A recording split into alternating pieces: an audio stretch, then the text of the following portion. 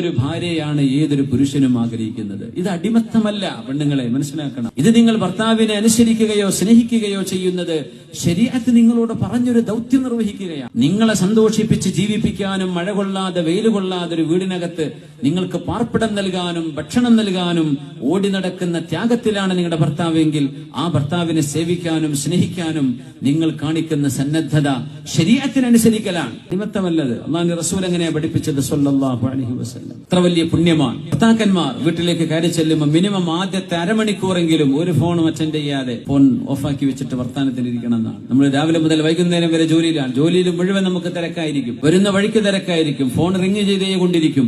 തന്റെ മക്കളോ ഭാര്യയോ കുടുംബമോ അവരിലേക്ക് നമ്മൾ എത്തിക്കഴിയുമ്പോ നിർബന്ധമായും ഫോൺ ഒന്ന് മാറ്റിവെക്കണം. ആ ഒരു സ്നേഹബന്ധം നമ്മുടെ വീടിന്റെ ഉള്ളിൽ അല്ലാഹു തന്ന മവദ്ദതൻ വറഹ്മ, ഇത് നമ്മുടെ വീടിനുള്ളിൽ നമുക്ക് കാത്തു സൂക്ഷിക്കാൻ കഴിഞ്ഞില്ലെങ്കിൽ അല്ലാഹു ഇത് എടുത്തുകൊണ്ടുപോകും.